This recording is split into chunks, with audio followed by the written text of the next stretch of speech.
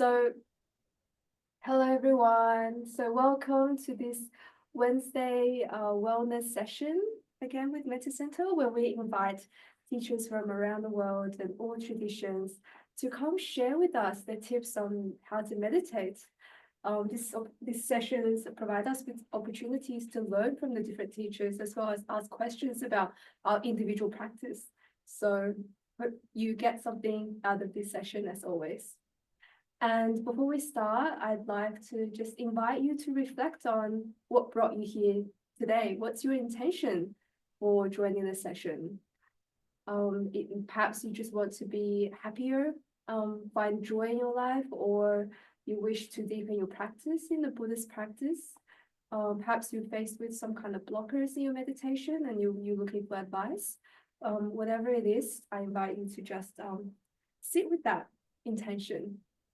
And may this session help you with whatever you're looking for. So today we have Uncle Jim joining us. He is a very beloved teacher who came back again. So the topic is mindfulness meditation, the core of Buddhist practice. So mindfulness meditation, or anapanasati, is a fundamental practice in Buddhism that involves maintaining awareness of the breath. This technique fosters concentration, clarity, equanimity, serving as a foundation for deeper insight. And a bit of also introduction to Uncle Jim. He's a dedicated meditation practitioner and teacher with extensive experience in guiding individuals on the path of mindfulness. His approachable teaching style and deep understanding of Buddhist practices have made him a valued member of the meditation community. And having been to several of Uncle Jim's sessions, I can say that he really does translate the depths of the teachings in very approachable language. So we're very lucky to have him here with us today. He's got a lot of myths about meditation to spell today, so I'm very excited about that too. So as always, for those of you joining online, please feel free to put your hand up, or if you wish to speak, to ask a question, or type your question in the chat, and I can help to answer them in person. And for those in person, just put your hand up as the per usual. And this session will be recorded. So without further ado, please join me in welcoming Uncle Jim.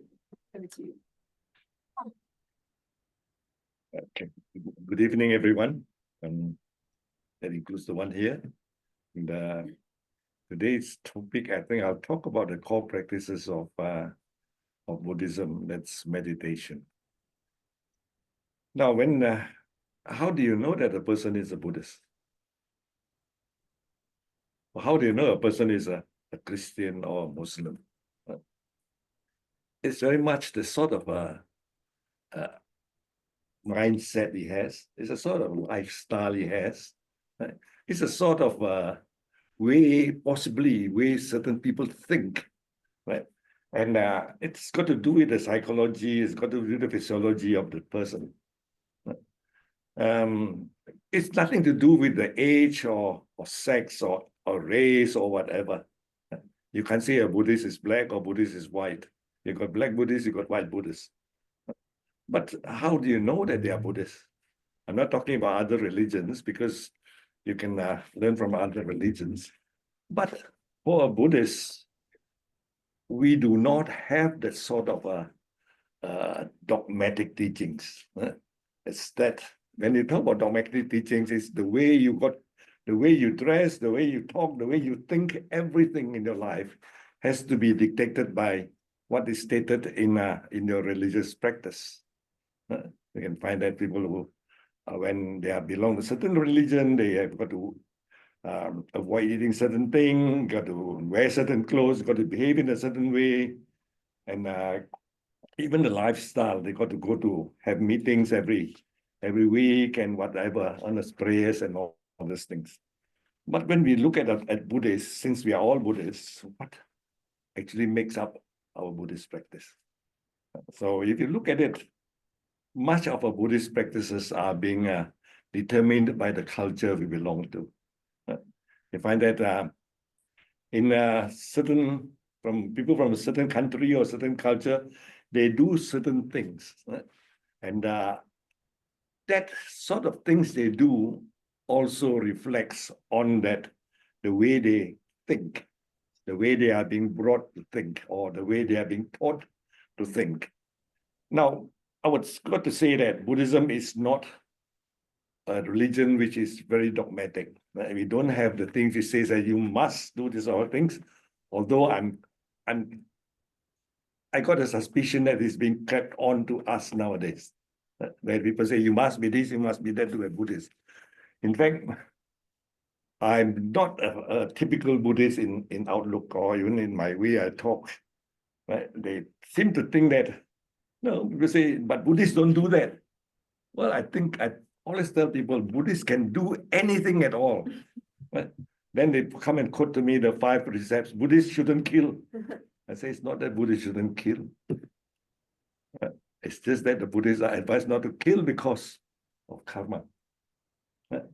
They shouldn't tell lies because of karma. So it's spot on not to say that we have all these precepts and things like that as our rules, but it's because it's explained to us that if you do certain things, certain results will happen. So it's very important that we understand this sort of things when we do our practice. So let's go back to the Buddhist practice. You find that in the, well, I would say common to all Buddhist practices are the prayers in the temples, right? They all, everywhere you go, where there are Buddhists, there are temples, shrines, and all these things. And where you pay reverence to the Buddha, and you light incense, we do all sorts of rituals. That is one of the practices. The other practices which are not so common, I mean, quite common as well in some Buddhist countries, is to recite certain formulas and certain prayers, right? And in the case of the Theravadan Buddhists, we always recite the 5 precepts, we recite the praises to the Buddha and so on. And in Mahayana practices, we have got the rituals is almost unlimited. You go to a Tibetan place, it's all full of a lot of rituals. You can't say that rituals are not Buddhist because they are practiced by Buddhists. But these practices are not the core practices at all. They are just the fringe practice. And you can see from the Buddha's teachings, if you go back to the earliest scriptures, the Buddha's teachings is actually very, very simple. So when you go into the teachings, it's simple. It teaches you, or if you are familiar with the Four Noble Truths, it's about Four Noble Truths. The suffering, the causes of suffering, the end of suffering, and the path leading to the causes of suffering. It's all very, very simple. And the Buddhists are, being the Buddha in his lifetime, he preached either all of this or part of this to his disciples. And this, in the early stage of Buddhism, these are the very basis which forms the practices of the Buddhists. In order to remove our suffering, the Buddha recommended a lot of practices like the precepts, the way we train ourselves physically and mentally, especially the mental part of it. So when you talk about the mental part of the Buddhist practice, it's all to do with looking at how we get into that state of suffering. When you find that the practice is evolved around these sort of things, if you look at the early scriptures in Buddhism, I'll talk to you about it a bit later on. Now, it's all based on the Buddha's teachings on the Four Noble Truths, which, as we know, suffering, the origin of suffering, or the causes of suffering, the end of suffering, and the path leading to the way of suffering. These are the four, what they call the Four Truths, which the Buddha explained. And we call it truth because you cannot refute it anyway. It's a truth. Whether you are in Alaska, whether you're in Sydney, whether you are in Calcutta, there is suffering. And when you use word suffering, It comes from the Pali word dukkha, which means a lot more than suffering. When we think of suffering, we think about physical suffering, torture, torment, and all these things. But actually, this suffering is more than that. When the Buddha talks about dukkha, is more than that. It's not only physical suffering, but the suffering from the mental side of it. Right? That's kind of suffering the Buddha talk about is physical. In terms of physical suffering, it'll be when you're born, you age. When you're aging, when you come to an age like me, you know what suffering is like. When you got to rely on the walking stick, when you got to be extra slow in crossing the road, the frustrations and all these things, that is suffering. And while when the time when we are born and the time when we age, we have got to go through a lot of things. The things we go through is emotional things. Right?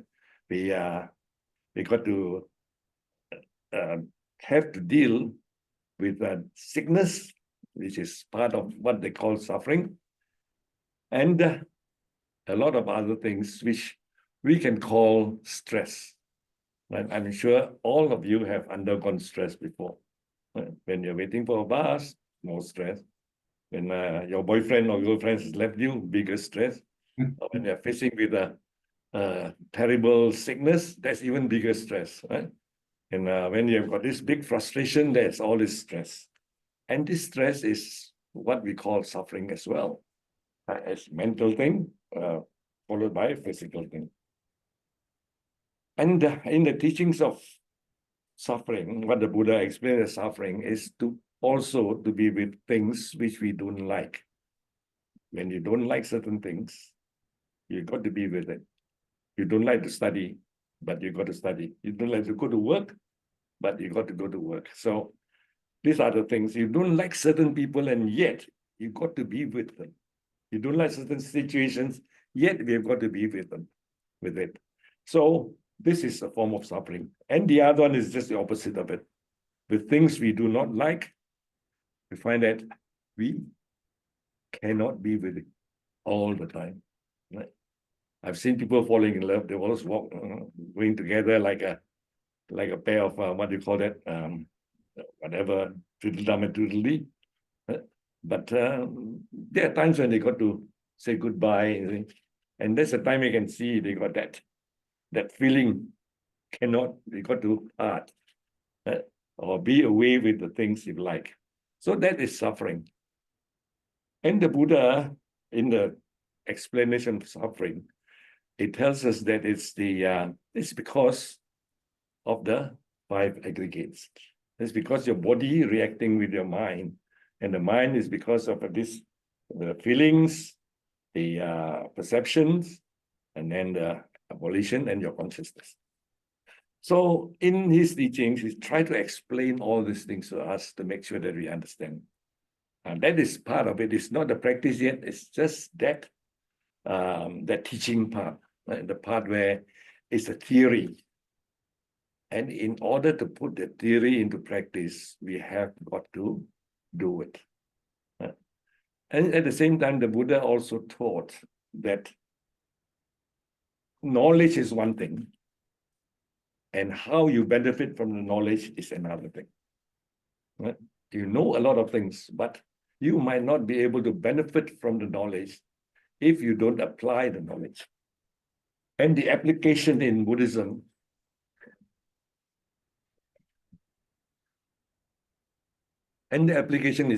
is all about practice. That means when you talk about the mind being the forerunner of all your problems and your trouble, your suffering and your stress, then you got to know what the mind is like. And when you want to know what the mind is like, you cannot simply say, I pluck up in the air, I go and pray to God, and I give me a good mind. You can't do that. You have got to do certain things in order to achieve that ability to understand your mind. Right? That's part 2 of it. And the third part of it, when you understand your mind, you got to develop that energy and that patience to be able to slowly change your mind on things. Right? Now, when we get angry, when we see a certain thing, it's not simply because of our hatred. The hatred comes out slowly, comes out in stages. When I see a thing I don't like, it happens in a lot of sequences.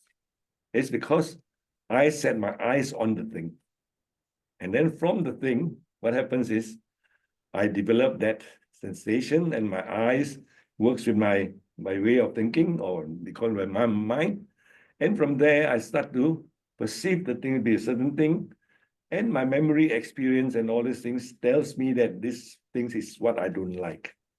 That is already in you there. And how it becomes in you, the Buddha call it a state of ignorance or delusion. Right? So in you, you look at the thing, you develop dislike for it. And when you develop dislike from it, if you don't let go of it, that aversion gets worse and worse and becomes hatred. So it's not that it's so sudden, although we think that it's sudden. Now, this mindfulness practice is to allow us to be able to be aware of the sequence when it comes up. Right? When you sit down there, beautiful, sit down, breathing in and out, all of a sudden there's a thought coming in. What do you do with the thought? For most of us, if you are not trained in mindfulness, you follow the thought. And the thought will lead you to things which will be those sort of state where you like it or the state where you dislike it. Right? To put in modern terms, we call it the emotional states. In the West, we call human beings emotional animals. That means whichever you like it or not, you are a slave to your emotions. Right? We like emotions so much that we make it our master. Right? With the Buddha, it's a very, very different story. It says, get out of emotion. And how to get out of it is what we call the mindfulness practice. In the mindfulness practice, the Buddha has got a very long sermon on it, right? And there are two sermons that Buddha talked about in the practice. One is on the breathing, the other one is on this mindfulness. And it needs to be something which anybody who wants to be a Buddhist or anybody who wants to get out of the state of suffering or this stress and all this thing need to understand and know and practice and eventually make yourself into the state where you're not so much affected by your emotions. How many of you are affected by emotions? Some are more distinct and some you can see very clearly. Right? Sometimes we control our emotion, and that is also very dangerous. Right? Because the emotion is still there, you suppress the thing and one fine day it's going to explode. So the Buddha doesn't teach us to get into that state. And how we deal with emotions is to be able to be aware of the rising and falling of emotions. But as I told you before, when you like something, there is a way it comes. Right? And if we are not careful with it, you hold on to it. That's what the Buddha called attachment. You hold on to it, you're getting into that state of dukkha or unsatisfactoriness or suffering. So we try not to hold on to these sort of things. So what is the practice to do with it? Well, it's a way of training yourself. And the training is what people refer to as meditation. Now, meditation is not something which is new to the world. Before the Buddha became a Buddha, before the Prince Siddhartha became a Buddha, he was already doing as a ascetic or as a holy man. He has already engaged in some of very, very, what do you call it, advanced meditation. Right? And those days, according to the story, advanced meditation can bring you to a lot of mental state. Actually, a lot of people believe this advanced meditation can even bring them to physical state, which I got a great doubt on. It becomes a sort of a fairy tale. I can give you a story. I once have a guy who tells me his meditation is so good that he can levitate. Levitate means float around and go everywhere. Then I say, okay, we'll try levitation. You sit in front of me, I'll sit here. You sit down and meditate for 1 hour. So in the hour, I being a great skeptic myself, right? I keep on opening one eye every now and then to see, how he levitates. So every few minutes I open the eyes. No levitation, no levitation. Then after 1 hour, I sound the bell and then, okay, we're out of meditation now. Can you tell me, did you levitate or not? Yeah, I did. But I think if he did for the last hour or so, every few minutes, I open my eyes, I see his backside is still on the meditation cushion. So how do you surmise he levitated? His imagination. Imagination. A lot of things are imagination. We talk about these supernatural things. It's meditation. In fact, the Buddha has taught us how this kind of thoughts arise in us. Right? Now, when, say, in a situation where people believe in ghosts, have you ever come people who believe in ghosts? I'm quite sure you have. I do. Yeah. They tell you how terrible the ghosts are and all this, right?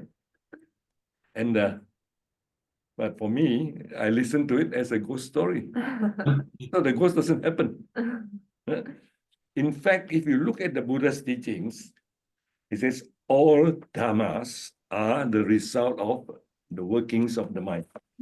Right? And there's a Pali term for it, which I've forgotten it, but it says all dhamma means all phenomenon are a result of the working of the mind.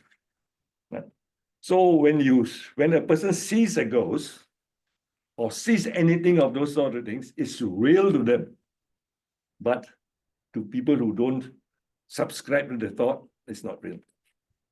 But the moment I change my mind, if I'm influenced by him, I will follow his way of looking at things. Right? So a lot of people tell you, these miracles and all these things, it does happen, but only to people who believe it. Right? Even I claim not to believe it, but in my mind, I still have got to believe in it. I will subscribe to the sort of belief. So in Buddhism, or in the Buddha's way of teaching, it teaches us to be clear about it. It tells you that all these things you see are a result of the working of your mind. That means how your consciousness works, how you sense the thing, how you perceive the things, and what you think about it, right? And how it goes into your brain, and then it goes churn out all sorts of information in you, right? So the practice in Buddhism is therefore looking into that process of your mind. Now, most of us have got an understanding. We know what is a mind, don't you? But I don't think you know much about the mind, right? Until we tell you. So, according to Buddha, the mind is not something which stays there and comes out and then goes back, comes out and goes back. The mind is a process. Goes through the state. There's a body, there's a brain there, and then it affects your brain. It makes you think in a certain way. Then it starts with a sensation. If you have a feeling of a certain thing, then the perception will come in. The perception comes in. Then you start to judge the thing, give a value to the thing, and then after that, you start to have intention. So we call it these feelings, perception, volition, and consciousness. And that reacts with your whole body, your consciousness and your body, which works it works together with your brain and your body. Right? So whenever you want to see something or how you perceive it to be depends very much on all these factors. Right? So now I go more to it. Now, when you look at me, is Jim the same person or Jim 3 different persons? 3 of you. James is 3 different persons. right? It's because, number one, since the sensation is the same, your eyes sees me and then the thing. Then the second thing is the perception. The moment you get the perception, and because of your background, because of your memory, your experiences, you start to have an idea. You perceive this to be, okay, it's an older person, he's got a mustache, he acts in a certain way and all this thing. Right? And then it goes there, you start judging me. Right? And judging what I say, because you hear what I say. Right? It's right, it's wrong, blah, blah, blah, all this thing. So there's a very complicated thing going up in your mind. Right? And that eventually can turn into liking me or disliking me or I don't know. Right? So this is the way we go around making business for ourselves the whole day.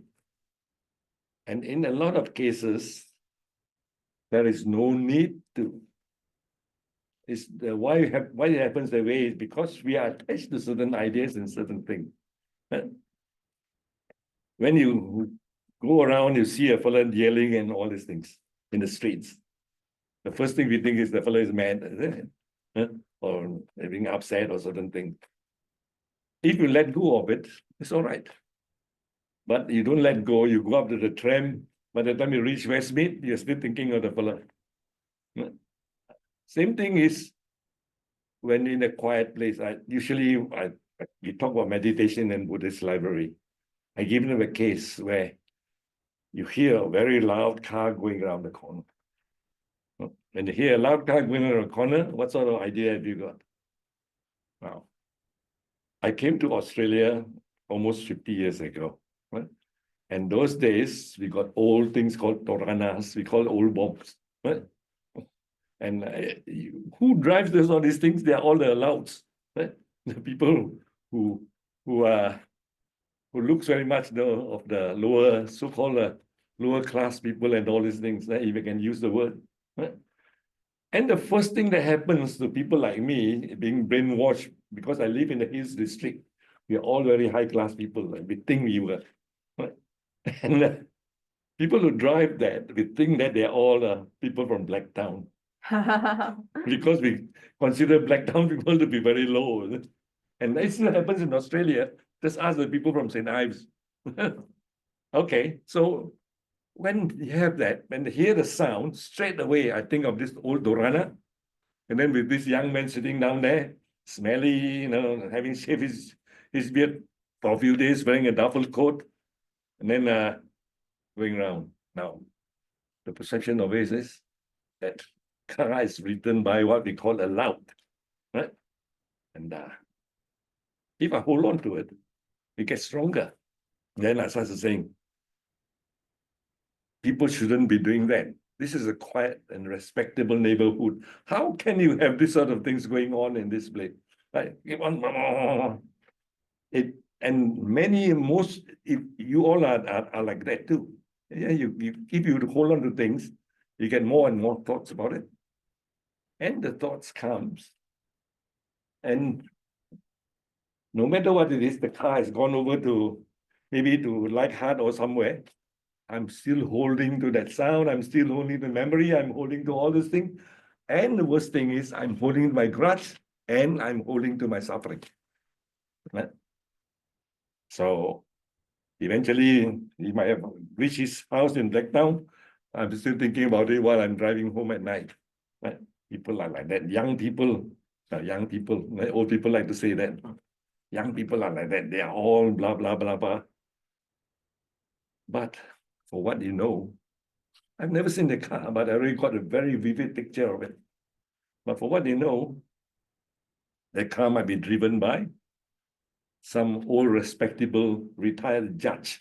Right? Because in his old age, he wants to behave like he's young, so he drives the noisy car around. Right? I don't know.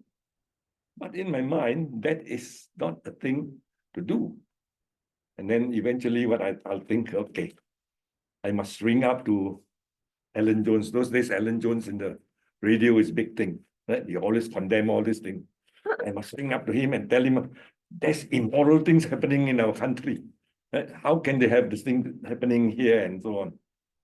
You see, he could have gone home and have a cup of tea and sing and kissing his girlfriend, but I am still there suffering. For what?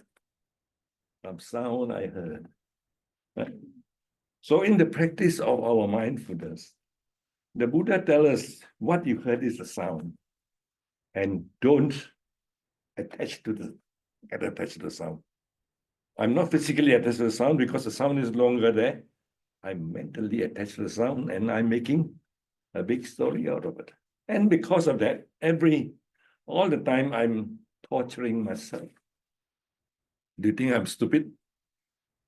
I think if I would do that, right?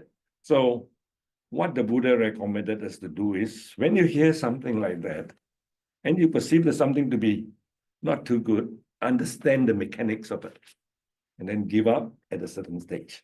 The earlier you give up, the better it is. So you can't avoid hearing the thing, you can't avoid having a sensation, but you can avoid having a perception. But if you can't avoid having perception, then give up when you start to get attached to it. Right? And just look at your attachment. And you can say mindfulness practice, or what we call mindfulness meditation, has got to do with our ability to be able to catch on to those sort of attachment as it happens. Right? Sometimes it happens, then we forgot, we hold on to it. But when we realize that, let go. So in the Buddhist teaching, there are two words which are extremely important. One is attachment. Understand it and know it. Number two is letting go. When you let go, nothing happens. Of course, I wouldn't say that as lay people, I wouldn't recommend letting go of everything. There are certain things which are important. Put your priorities right.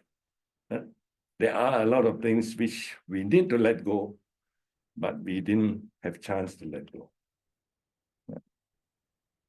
Now, have you all seen a painting, the Chinese Zen painting, about this old monk having a bag on his back, carrying a bag, right?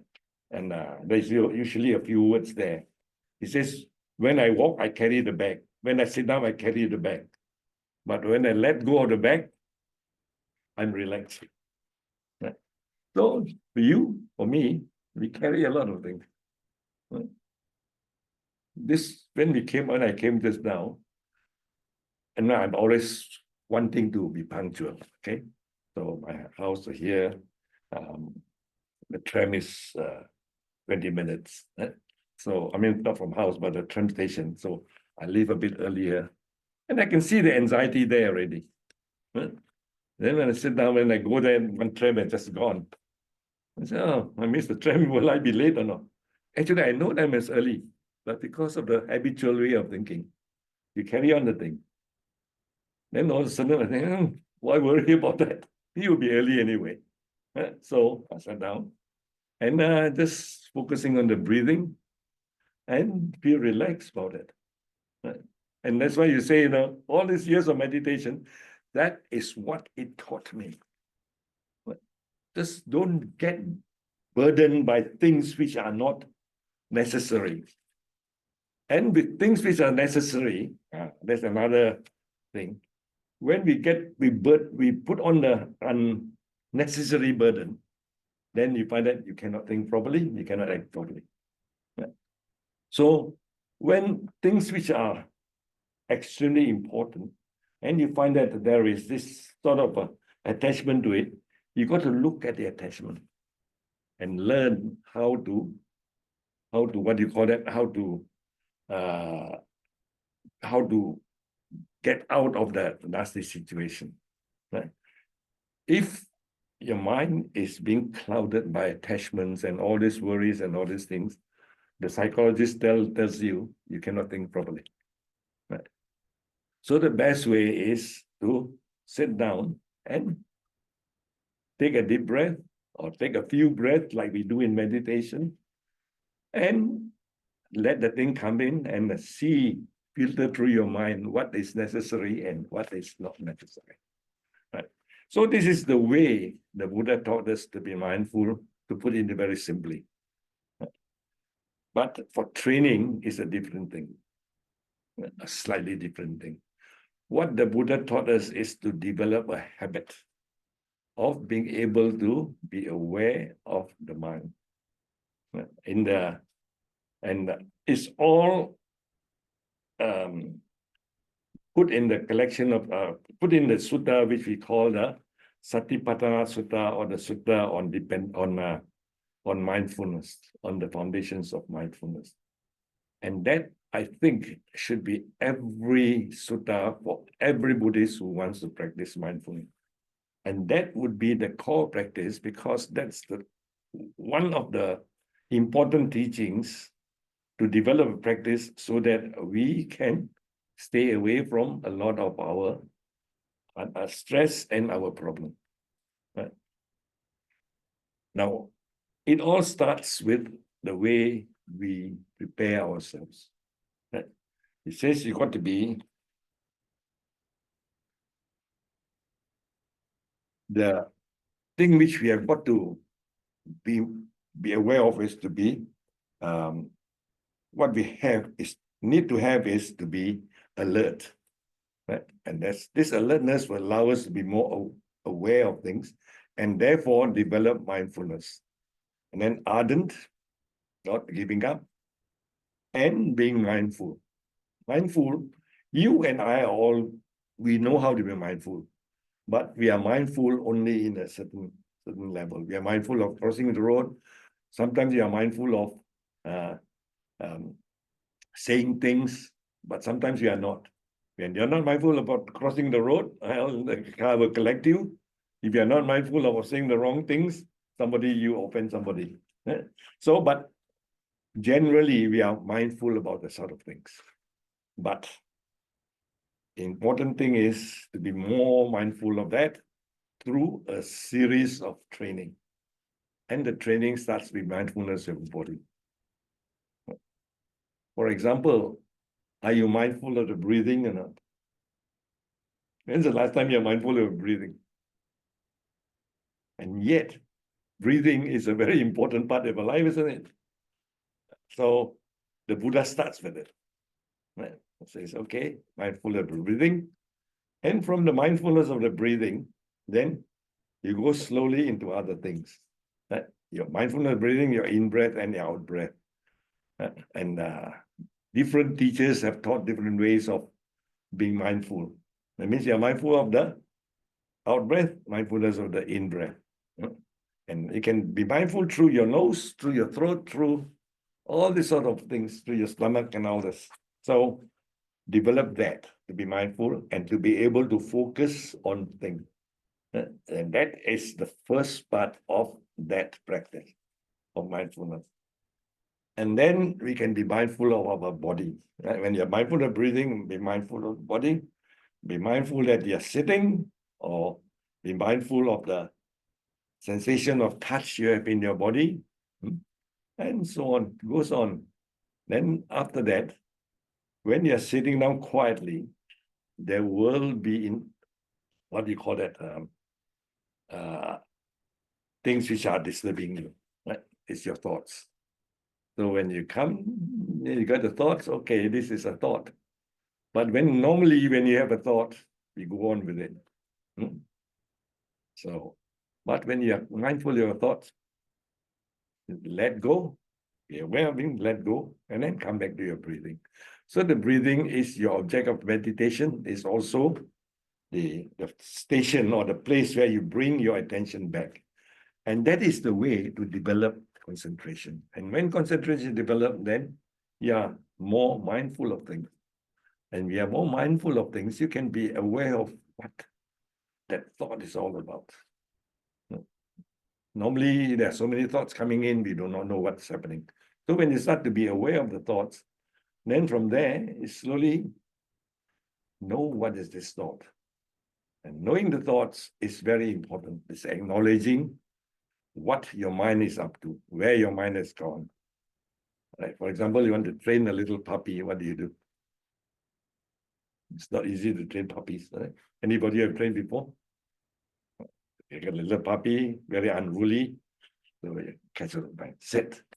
The moment you say sit, you let go of your hand, it goes somewhere. You know, go on, sit, go there, sit, go there, sit, run there, sit. That is the way you train. Then after you do it persistently for a few times, maybe a few days, a week or so, the puppy will sit for 2 seconds, then run away. And you catch it, sit, sit. If you keep on doing that for a whole week or 2 weeks or 3 weeks or 4 weeks, the puppy will sit down until they say, go there. Then they go there. So this is exactly the same way you train your mind. Right? Sit where? You're breathing. In breath and out breath. You got a thought, let go, come back, come back, come back. Go there, come back, go there, come back. And then you keep on coming back, your mind starts to get more and more disciplined. Now, that's where a lot of Buddhists find it very difficult. All the years, everybody is telling me, Jim, I just can't do it. I just can't do it. Well, you say you can't do it, you never do it, isn't it? After all, if when you are learning how to walk, your parents say, it's so difficult, don't have to walk, then you never learn how to walk. As adults, as responsible people, you must say, this is my problem because I cannot focus on things I'm doing, and therefore I get into problem.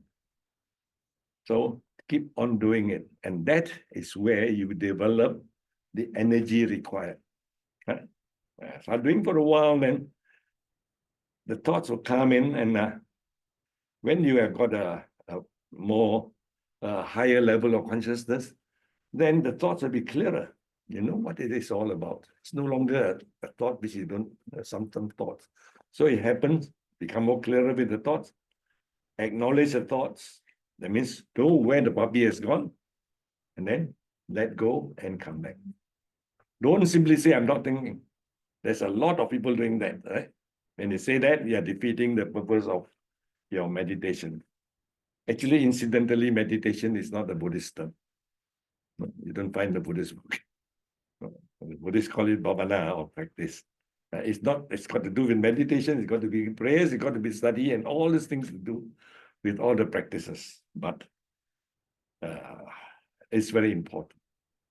But unfortunately, for a long time, people have neglected that practice. Because it's easier to make the Buddha into a god or demigod and pray to the god and allow to get all the benefits rather than to do things yourself. But whether you get the benefit or not, usually it might not, because I'm not talking about physical or benefit. The gods might give you a lot of money, might make you rich, might make you pass your exams, but the gods cannot take away your frustrations. The gods cannot take away your fear, your worries, and your disappointments. So in order to get into these sort of things, you got to develop a practice. And that's why I say it's a core practice, because you need to have that. That is what the Buddha taught from the very beginning. It's got nothing to do with belief. It's got nothing to do with superstition. But what is strengthened is it will strengthen the personality of the person who is doing the practice. That we are more confident with ourselves in that. We can see things a lot clearer. We can weigh pros and cons a lot better. And you can bring a lot of objectivity in our thoughts. So that's why I call it that now. Before we, how am I for time? Sorry, it's 7:50, so maybe time for Oh. meditation. Okay, I'll give you another 5 more minutes to talk about it. And whatever later, we can come later and talk about it. So now when you talk about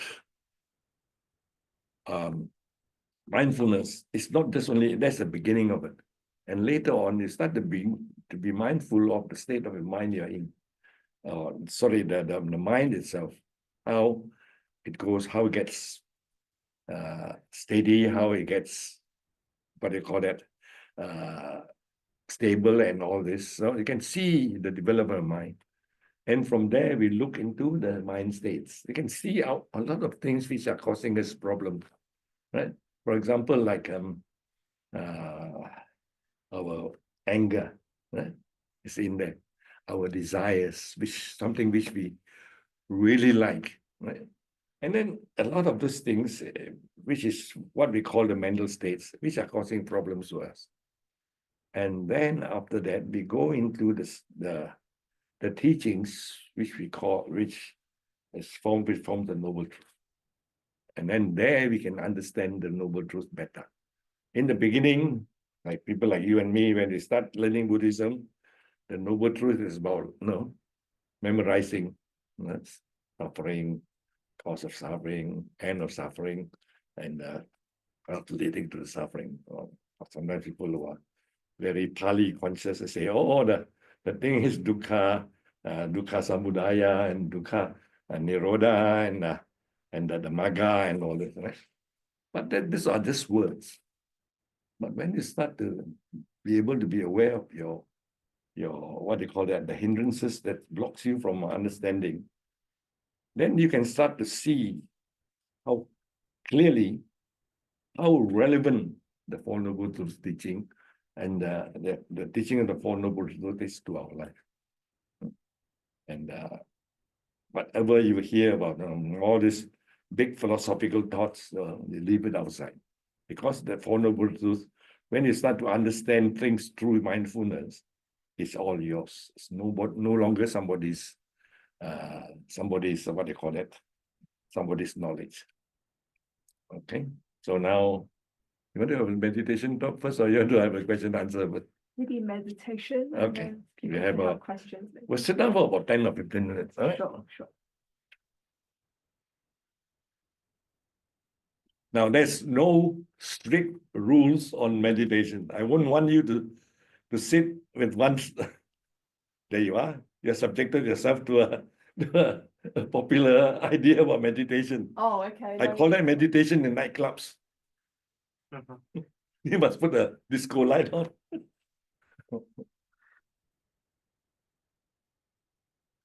Whatever you do in your meditation should be as close to your daily life as possible. Oh. Right? That's why when you start to have that difference, what happened? Your mind is working and say, okay, this is that. Right?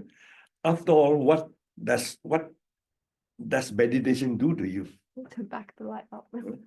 Meditation doesn't make you into a rishi, you know a rishi is? Huh? A holy man with all the supernatural powers. Meditation is to change the way you look at things and the way you operate, right? Why change? Because the way we are so used to always lead us to stress and problems. We want to get rid of the problems. But you can't get rid of the problem by running away or by wearing a clothes or by sitting in a quiet corner. Because eventually you got to come back to this noisy world. You got to be with other people.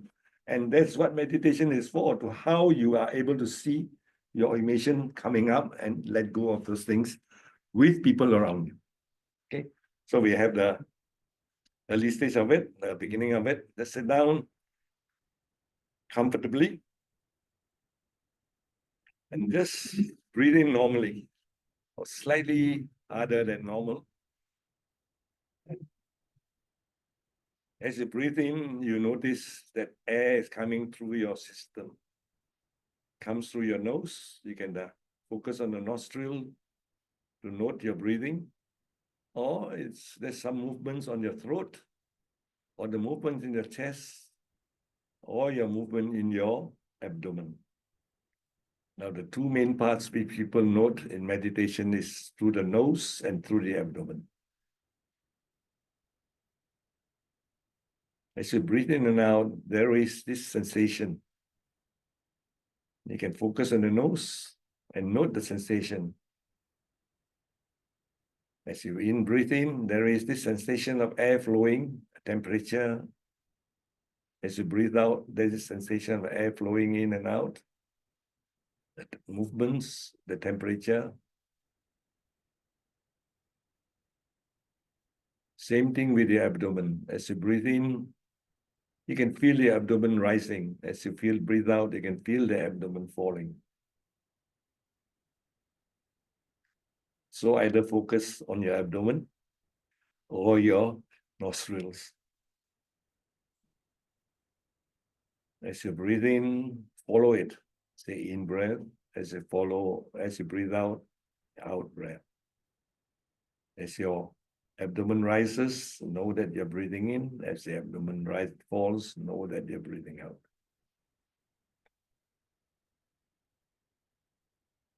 Just focus your attention on this rising and falling sensation.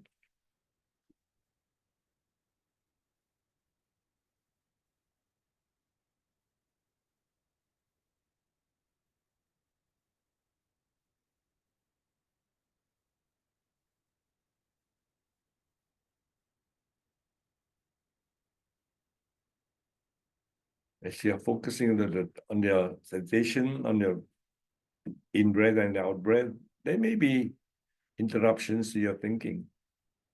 You're no longer fully attentive to your breathing. Some ideas might have come into you.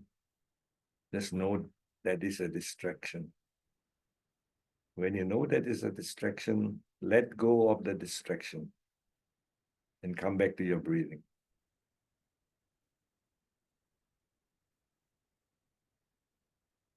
If the distraction persists, let go again and come back to your breathing. You're training the puppy in your mind to be able to follow your instructions.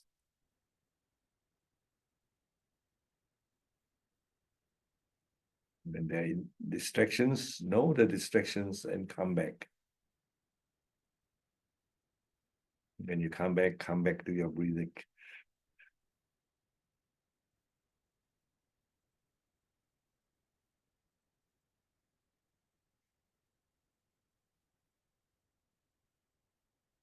If there are too many distractions and you're not clear about the distraction, know that your mind is restless. There's this restlessness in your mind. Let go of the thought of restlessness and bring your thought back to your breathing. Just focus on your breathing, the in-breath and the out-breath.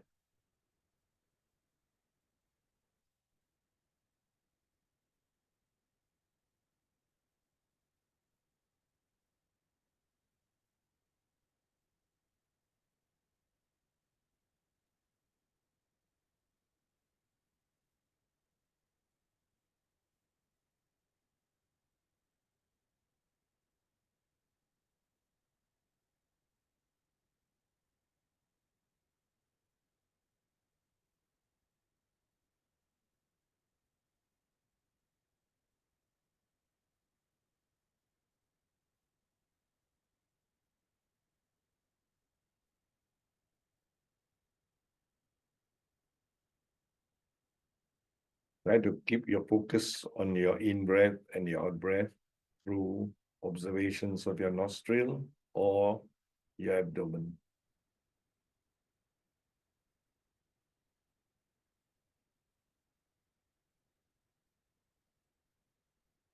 If you're distracted, just be aware of the distraction. Let go of this distraction and go back to your breathing, the in-breath and the out-breath.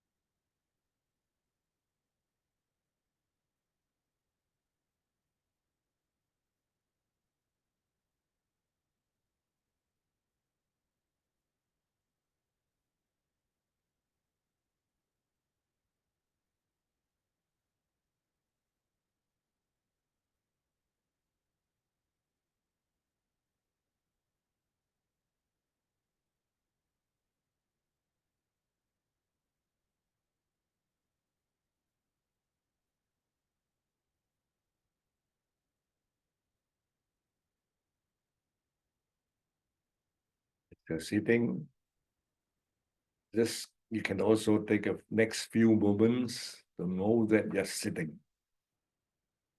Know that you're sitting at this moment. This is the sitting posture. And when you sit, there are certain sensations of your body reacting with your seat. Just focus on the buttocks area for a short while. Notice there's a sensation of the buttocks touching the seat. And also the sensation of your feet touching the carpet. Just be aware of it. Just know what it is. Just know how it is. Do not make stories of them. Just know, put bare knowledge into it. And if known, just let go of the thoughts and go back to your breathing again. As you breathe in, there's a certain sensation. As you breathe out, there are certain sensations. If there are any distractions, don't get attached by them. Know them, acknowledge them, and let go. And go back to your breathing.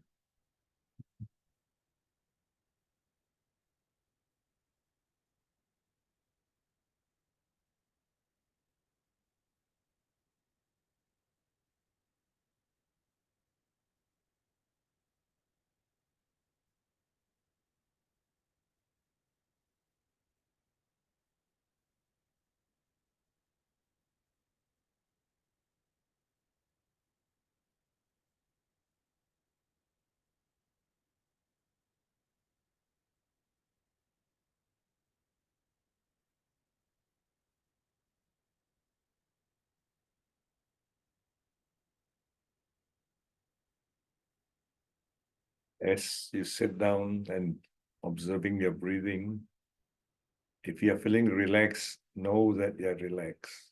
Do not get attached to the relaxation. When you know that you're relaxed, bring your focus back to your breathing, in breath and out breath. When you're feeling good, just know that you're feeling good. Do not get attached to the feeling. Bring your attention back to your breathing.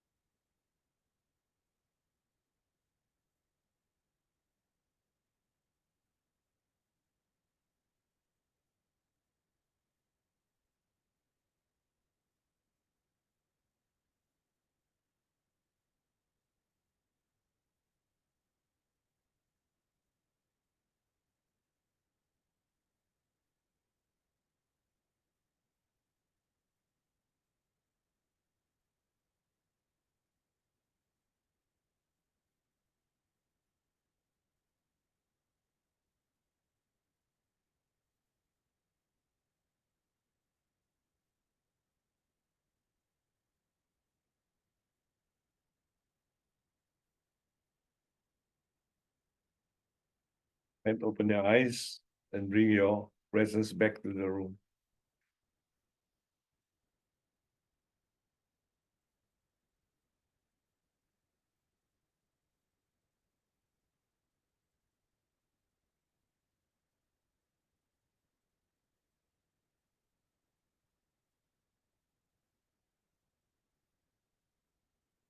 Before I start the question and answer, I just one small little statement to make.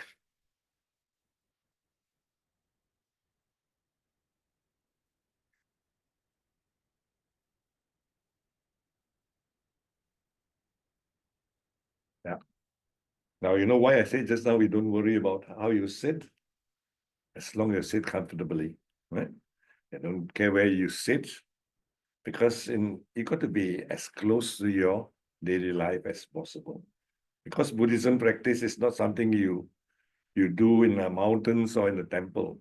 You go to the temple to pray, or stay a few days for holidays, but when you come back, you've got to come back to this hustle and bustle, right? So we got to be as close to our life as possible. Now, in the thing, the Buddha taught us how to prepare yourself for meditation. As you know. Now, bhikkhus, now this one is taught to the bhikkhus, to the monks. How does a bhikkhu abide contemplating the body as body?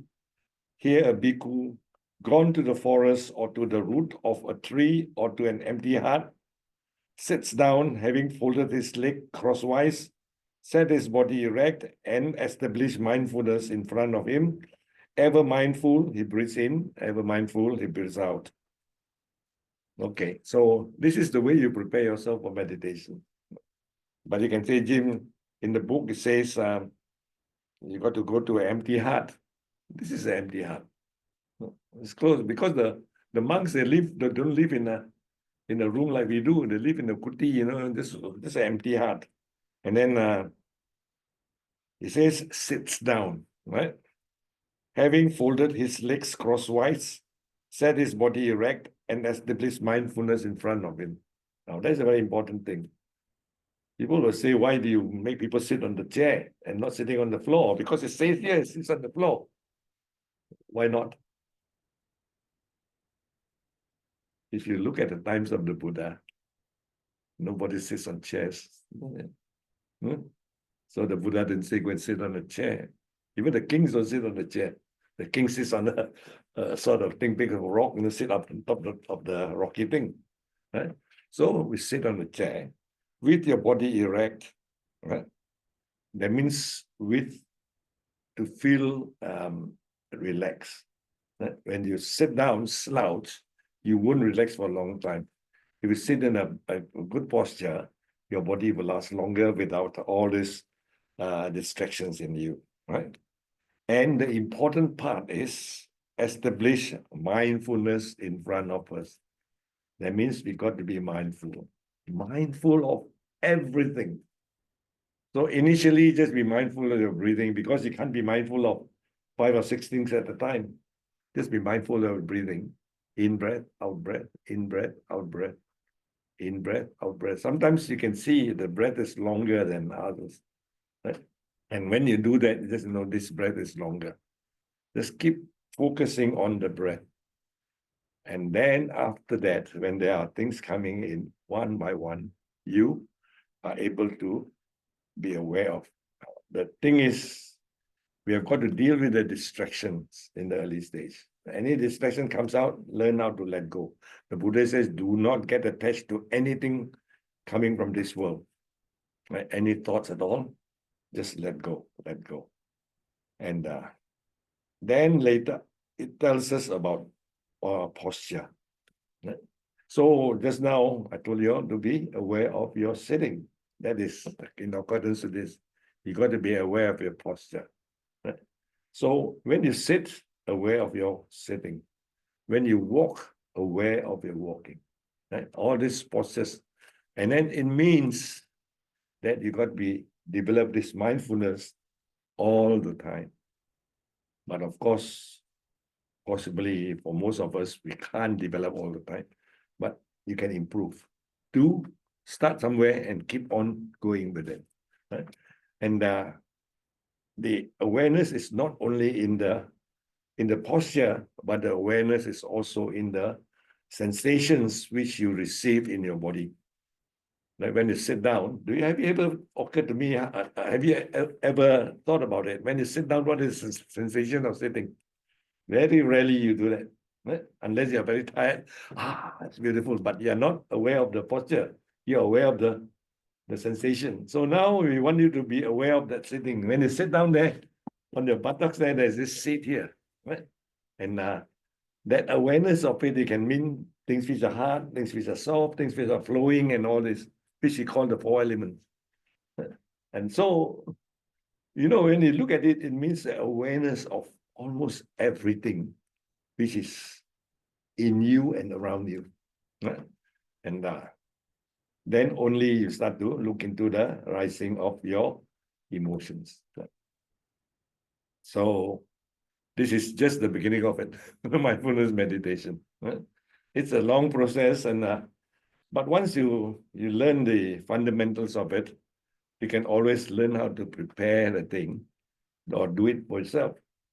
And then sort of what we call a group sitting or group training is not necessary every day. Right? You just do the group training whenever you have a group training. Maybe once a week, once a month, or once every 2 months. It's just to strengthen your practice. Right? So you got any questions on anything? Yeah. There's actually 2 questions online, and we'll get back to in person. So Uncle Jim, we have Eddie asking, "Hi Uncle Jim, what should we do in meditation and outside meditation if strong negative emotion or strong thoughts keep coming?" Was it? So what should we do in meditation or outside of meditation if strong negative emotion or strong thoughts keep coming? You can't do it without practice. So you've got to learn how to do it. And what makes you get strong positive or negative emotions? It's because your attachment, right? You attach to the thoughts. When you attach to the thoughts, then it gets stronger and stronger. Right? And sometimes so strong that you can't do anything about it because you've got no way of doing it. Now, that depends very much on the person. So what I would recommend is when you have done your meditation, you are able to observe that emotions as it arises. Right? When you say, for example, if I stand in a bus stand, waiting for a bus, minding my own business, all of a sudden one guy stands in front of me. Right? What should I do? Either get very upset with myself because he's bigger than me, or just say, "Oh, you are standing in front of me." Right? Both of them, if you do it because the emotion arising, it's useless. Right? So what you do is you got to know that I'm starting to get angry. Right? And sometimes when you get angry, normally when we get angry, our words are not, what do you call it? No, it doesn't seem to be pleasant. Right? We got to go into a state where we insult people, we make people feel small and all this. Right? So when you are not angry, react only when you are not angry. React when you are not in an emotional state. Okay? So that's what I recommend. Be mindful of the arising of the emotional state and let go of the strong emotional state before you act. That's a great answer. Thank you, Uncle Jim. It's like I like what you said about our thoughts get strong because they keep getting stronger. But if we can catch it before it gets that strong. That's the practice of. Yeah, it's like if you ever weeded a garden, Yeah. Like if the weeds are so small, Ah. it's quite easy to do it. Yeah. When the weeds are that big, you pull it out. If the weeds are sky level, you got to use a chainsaw, isn't it? So don't allow things to develop that much. As it comes out, do it. Right? What the Buddha recommended, which normally we are going to find more difficult doing, is don't allow the weeds to grow. Yes, yes. But as you develop your mindfulness, you will come to a stage where you can do that sometimes. Yeah, and there's many ways you can deal with the strong thoughts and emotions, isn't it? Like you Mm. can either like replace the thought, just be aware of it, or like what are the different ways we can kind of deal with it when you see it or So the way we do is to let go from the very beginning. okay. Letting go. I told you two words, attachment. The opposite of attachment is letting go. Oh, okay. So how do you like let go without repressing something? Because often they can be so No. similar, right? Like There are two different things. yeah. So what would be the difference? Letting go is acknowledge the thing Yeah. and go back to doing what you're supposed to do. Uh, So when you're meditating, you're supposed to be focusing on the breathing, right? So when something comes, you let go, you acknowledge the thing, and then you let go back to doing what you are doing. Now, your meditation object is breathing when you are sitting down. But when you're cooking, your meditation object changes. Huh? It changes to stirring the pot. And when you're not stirring the pot, changes to peeling the potatoes, cutting the vegetables and all this. Right? So you know when you're cutting the vegetable, all of a sudden you think, my friend owes me $25. I must collect the money tomorrow. Yeah. It's not the time for you to think about $25. It's time for you to be careful of cutting your vegetables. Yes. Right? So this is the thing. That means in doing so, bringing awareness, we are also putting our priority right. Right? So when you are doing your work or something in the office, all of a sudden things coming in. Now, just try to be reasonable with yourself. Is it necessary or not for you to think of it at this particular moment? You're doing something else and you can't be dealing with other things yet. Right? Now, years ago, I've got one guy who tells me, he said, Jim, every time I meditate, I have all these worries coming up. Right? So I said, okay, forget all your things. Now sit down in front of me. We sit down and meditate. I said, now make worries your object of meditation. Oh. You can't. Okay. See, how we prioritize our thing. Right? So this is the way, if we can, this is the way we learn how to what do you call that? How to be rational about our thinking. Yeah. Right? Most of our thinking are useless.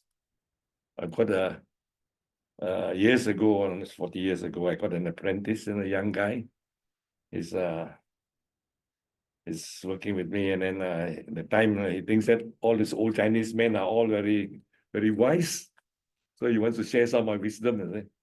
And one day I was working with me, and then he was working with me. And then, Jim, I know, no, you have been so nice to me. The company is also very generous with me. I've got a very good girlfriend. I got a good family. My parents are very nice. Said, why yet I still have got this feeling of anger? And, in the Western way, we look at it, it's just adolescence and all this. Yeah. But we don't subscribe to that sort of things. So I told him, I said, Matt, tonight, before you go to bed, write down, get a writing pad, write down as fast as you can, whatever thoughts that come to your mind. Right? For about 10 minutes, then just put it away, go to sleep. The first thing next morning is open up and read. So the next morning he came to work, he said, bloody hell, Jim, my mind is full of gunk. It was worse than that. Yeah. That's what we are. That's what I am. Sometimes if I'm not careful, I carry, just collect them. Yes. And that's what this old Chinese monk in the painting is saying, your bag, you collect all the rubbish and put in. That's why it's heavy. Why should we? And that's why the Buddha taught us this mindfulness meditation to allow us not to pick up all these things. Yeah. So as you go on, we pick up less junk. Right? And then the thing is, the last words is when you let down the bag, we can't let down the bag yet, but pick up less junk and carry less of it. So you can look into a lot of things, relationship, looking at the work, and look into all sorts of things, how we how we, even if you go to the supermarket, you can see a lot of how these emotional things comes into you. Mm. That you like, it's not generally the product you like or don't like, your fellow customers, the checkout girls and all these things, you can see where your emotions arise. Yeah. Now, it doesn't arise, you go there, you'll be very happy shopping. Uncle Jim, I think some of the hardest emotions are when you're not aware of it arising and it's already gotten to a point. But say your example of cooking, like I could be cooking and in the background there's this thought, but I'm not aware of it. And then by the time I'm aware of it, it's already like too strong. So is your advice to like be aware of what's going on in your mind and in your body as you're like cooking as well? Because say if you're just focusing on the cooking, oftentimes it might be like the background thoughts, and then they start building up. And when you become aware of it, it's like already too much. Yeah. So when we start to build up too much, it takes over. Yeah, that's right. It took Yeah. over and then you're no longer cooking. Yeah, that's right. Yeah. So you got to learn now. That is a skill which the Buddha wants you to have. Yeah. That's why we talk about mindfulness. Be mindful of that sort of building up of things and the way it changes. And what we call it, we use the word metamorphize. That means it changes, not only in thoughts, but in shape and size as well. Yeah. Yeah. So that's why when we look at the teachings of Buddha, why a lot of people appreciate it because of this pragmatism. It's extremely practical. And so much so that a lot of people don't like it because they can't allow their imagination to take over. When you look at it, people told me, say, you're the least you've got the least imagination of all people I know. But that's it, that's because I'm looking at things really, the reality of it. Right? Great. Thanks, Uncle Jim. And we have one more question online as well. So David asked, I find it hard to stay focused on the breath. I find it hard to focus on the breath. Is there any other exercise that isn't so simple so the mind will be less distracted? This way I am thinking I can develop my concentration before focusing on the breath. Kind of like learning to swim in the shallow end instead of the deep end. Well, to develop concentration, we use breath because you can bring your breathing everywhere. Right? Don't have to have a special time about it. There are also certain other methods, not in as far as the Buddha taught, but they are also using these objects which are outside of you. Right? You use color days, and some people put a skeleton in front. Right? Can be some very eerie, but that's what they do. Right? And also some people like to have sounds, so they have mantras and all this. Right? But that is the trouble with this sort of things. It's not that it's not good. It's because you tend to develop that attachment to it. Right? So although your breathing is difficult, now go back to the story I trained my puppy. Right? It's not 1 day, it's not 2 days. It depends on the person.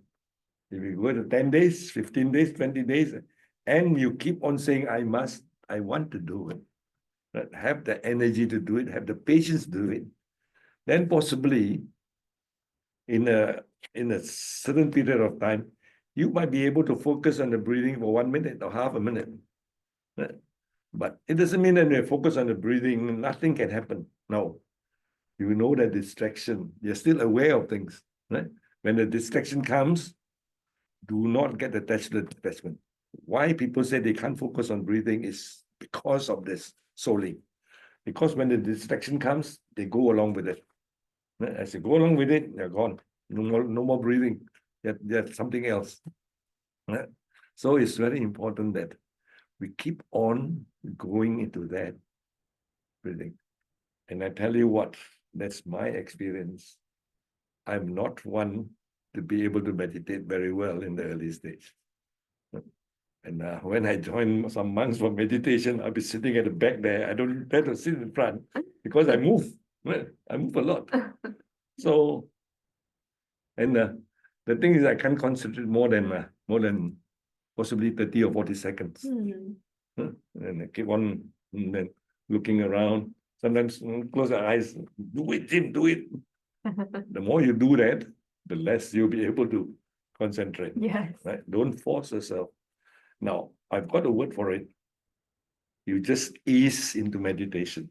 Don't force yourself into meditation. Meditation is not to be forced. I've got people who grab along a boyfriend or husband or the wife or whatever. Jim, he or she needs meditation. Can you teach him meditation? So I asked the fellow, you want to meditate or not? No, I said, go home. You got to be willing.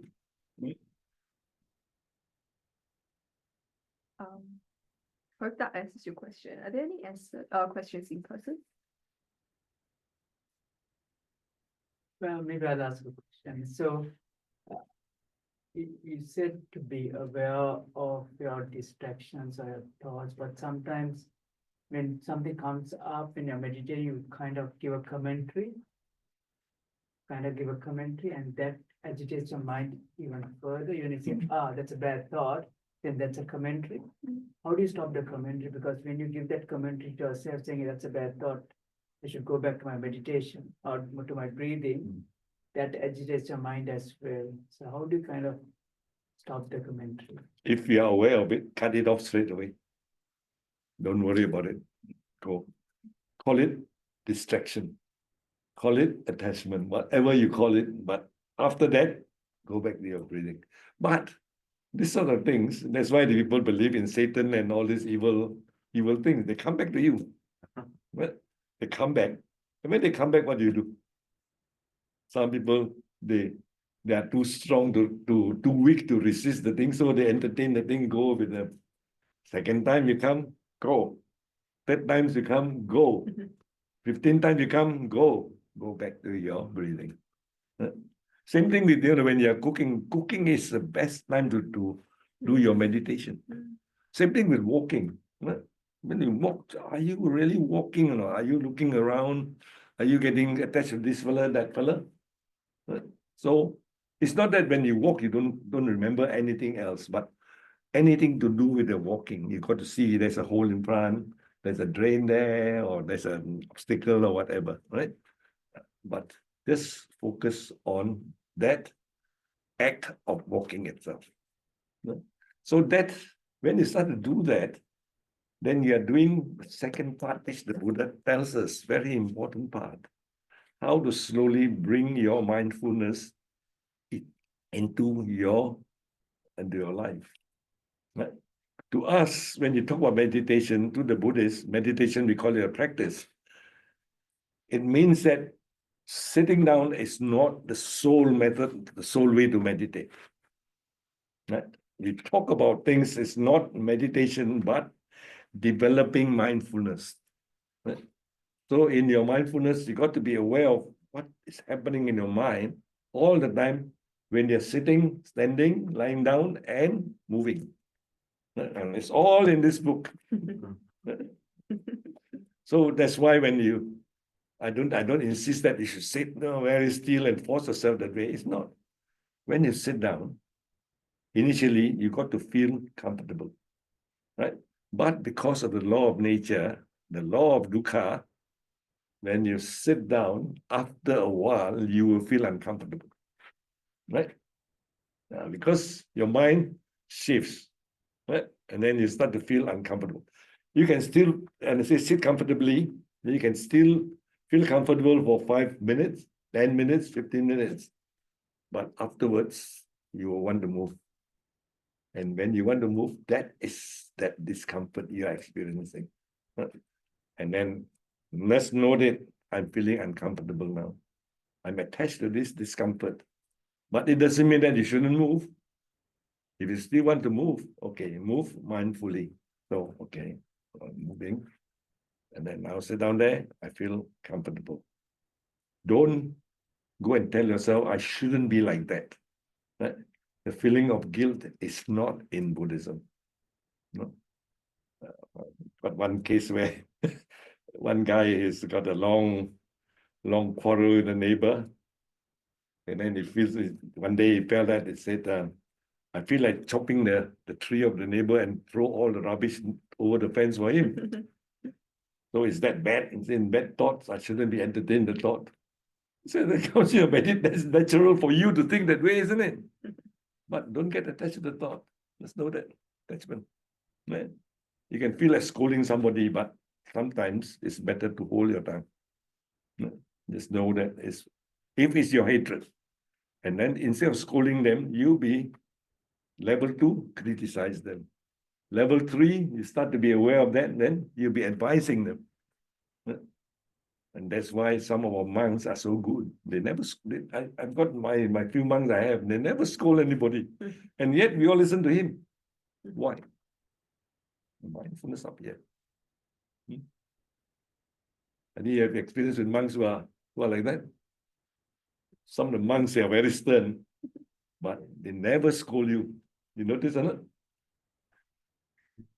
We have a question from Eddie. Very good question. Won't it become tiring if we keep on being aware of everything? Won't it get tiring if we keep on Yeah. being aware of I tell you everything? what, I haven't done everything yet, but when I start to get aware of things, I start to look into my mind. Yeah. In my limited practice, I find that the life is worth living. Yeah. It's got more value, isn't it? Yeah. Yeah. Rather than to say everything is good or everything is bad. You know that how you make your life good, how you make your life bad. It doesn't make me a holy man. Yeah. I can't be termed as a religious person. Yeah. But at least I can see, when I'm times of depression, before the depression sets in, you can see, okay, you're getting depressed. Yeah. So if I choose to be depressed, I'll be depressed. At least your own fate is in your mind, in your hands. And the way we look at the world will be very different. I mean, later on, if got chances, I talk to you about things like what we talk a lot in Buddhism about loving kindness. It's in this here. And also, I haven't touched on it. Is what is Nibbana? Yeah. You want me to tell you what Nibbana in a few words? Oh, we're already over time, 8:34, but Okay, I give you a few words. Under this same sermon on the foundation of mindfulness. sorry, what is it called? Eddie did ask about the title of the book. Hmm? Eddie did ask about the title of the book. What is it It's called Middle Length Discourses of the Buddha. Okay, so I'll take a photo of the book and send to Metta Center friends later, Eddie. Mm. I'll let you go. Yeah, but you got to know where, because this a thick book. Okay. Yeah. I mean, it's good for people to read this, Yeah. but there are only a few of them which are relevant to our meditation practice. Yes. But if you want to read more about, there's another book. Oh. That's a longer sayings of the Buddha. Oh, okay. Long discourses. Long discourses, yeah. Okay. Now, it's okay. What the Buddha says about Nibbana, in Pali it's called Nibbana, right? Is for the surmounting of sorrow and lamentation, for the disappearance of pain and grief, for the attainment of the true way, for the realization of Nibbana. That means if you have your pain and grief all taken care of, you're in Nibbana, right? And if you attain the true way, that means you start to live in a way that you don't cause offense to people, you're happy with yourself and all this. That is Nibbana. It's not something where it's another world. Because according to some philosophers, Nibbana is what do you call that? Unconditioned state and all that. I don't know what's unconditioned state. But I know is I follow my Buddha's words. It's the thing, if I can get rid completely of my suffering, I'm in Nibbana. Yeah. So there are certain times when I feel that, so what? Yeah. If I step on a dog's poo when I walk in the street, dog's poo, Yeah. rub, that's Nibbana, Yeah. isn't it? When you get attached and get upset, you're in hell. It's true. Uncle Jim, would you say like at first it feels tiring when you have to be mindful all the time because at first because of all the attachments we have and we have to put a lot of effort to be mindful. But actually, as we progress on the path, we find so much joy and it becomes easier and easier. And actually, would you say that's kind of like Yeah, tense up. Sorry? Tense up. That's why I Yeah. expect this, I expect that. Yeah. So don't do without expectation. Just go there, sit down. Yeah. But in Buddha, focus on the breathing. And distraction comes, let go. Now, if you can't let go, don't worry either. Right? We are not going to say that you don't do this, you are sinning, you are guilty. Nothing. In Buddhism, there's no guilt. In Buddhism, there's no sin. Right? Wow. But there's karma. Yeah. Which is more than the feeling of guilt, more than the feeling of sin, without taxing on your mental side. Yeah. Mm. Yeah. So we understand karma. Okay, I want to hit somebody. You know that karma is not good. Don't hit anybody. Yeah. I want to go and pinch somebody's things. Yeah. Know that the karma is not good. Don't pinch anybody's thing. Yeah. I know that I want to have sex with somebody's wife. Bad karma. I'm not doing it. So when you don't do it, you avoid doing a lot of unnecessary things which cause problems in your life. So that's why in the beginning, when I talk about Buddhism, is a thing of understanding. There's no such thing as dogma. Okay. Anybody? Perfect. We don't have any other questions online, and noting the time, we might just end the session here, if that's okay. Yeah. Simran did say sorry, she had to leave early for an in-person meditation. And she said thanks for the talk, Uncle Jim. And also Benjamin said, just wanted to say such a warm and relatable talk from you, Jim. Thank you. And thank you, Metta Center. So lovely thanks from our friend. I mean, I've come to this age where I got not much to do. So if you want to do some meditation, you can do it once every month or twice, once every 2 or 3 months. It's up to you. Wonderful. What's a popular consensus? I don't mind doing that. Oh, thank you. Because after all, I take a tram here, it's only 20 minutes. Oh, that's so good. We'd love to see more of you coming. Like, your talks are very relatable, like the examples you give and the talks you give. The meditation was absolutely wonderful. Like, I don't know what everyone's experience was, but the instructions are very helpful. Like, it helped me too. Yeah, okay. Really I hope so. Yeah. But anyway, when you want it, you see, the thing is, I don't have any more, what do you call that, social responsibilities and all this. Very so lucky. just let me know. And Wednesday night is very convenient to me. Yeah. If people wants to, whether online or whatever, we can do it. I don't mind to give you a short, explanation on things. Yes. You see, everything the Buddha taught has got an explanation. You guys don't have to believe. Yeah. Yeah. That's wonderful. Maybe we can do like a sutta session if you'd be interested. Like, there were people that talked about doing sutta sessions, like monthly sutta reading or something. You'll be interested. Whatever. Sounds like it'll be right down your alley. Every time you come, you bring like a sutta book with you. Some kind of sutta discussion. But it'd be better if people can come in person. Yeah, better. definitely. Because when you go through the screen, Yeah. There's a different way, because I can't see the person meditating. Yeah. But we have a lot of people even joining from overseas. Yeah. It's all right. Cities, Yeah. It's all right. But the thing is, if they want more benefit, they just come over here and they have face to face, because I can sense what they want, is it? Yes. There's a little plug for people to come in person as well, not coming just from us. Okay, you're going to talk to those people who are responsible, and then see, I don't mind once a month or once every 2 months. Yeah, sure. Thank you, Uncle Jim. And Eddie said, happy place where everyone can feel belong to something. Absolutely, I agree with that. That's why we're all here. So, Uncle Jim, would you like to close off with a bit of dedication of merits before we finish? Dedication of merits? Dedication of merits. Dedication of merits. Sorry, am I not saying clearly? Do you want to close off with a dedication of merits? Oh. Yeah. Or I'm happy to as well. Whatever. You need to dedication? Yeah. Dedication who? Whoever, whatever you I wish tell to you, do. dedication to the Buddha. Okay. Right? And you know how to make it? In our what we call Buddhist prayers, there's this dedication in Pali that we call it the dedication, the sort of veneration to the Buddha, the Dharma, and the Sangha. So we have got it's in Pali, and I find, to me personally, I find that is very, very uplifting. So you want to, I can do that on the thing. Yes, Yeah, please. yeah. Thank you. God face the Buddha. You're right. Can you hear me? Yes. Don't hear you. Okay, I make it short. I don't want to go to the long ones. Okay. Namo tassa bhagavato arahato samma sambuddhassa. Namo tassa bhagavato arahato samma sambuddhassa.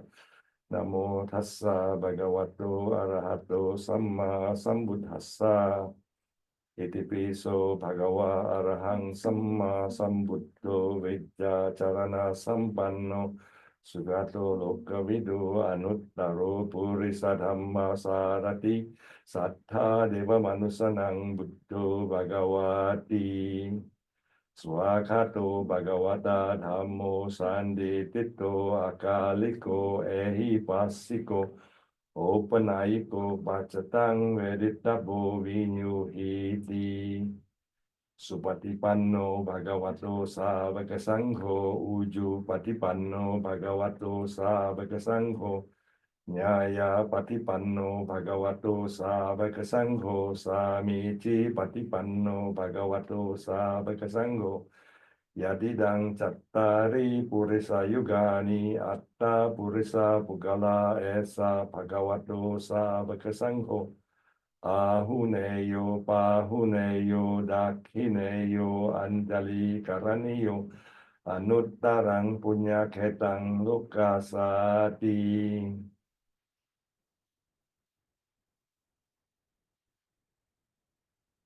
Just now I was talking about Buddhist practice. This is one of them, right? Yeah. But these are the fringe Buddhist practice. The main Buddhist practice is your mindfulness. Establish your mindfulness.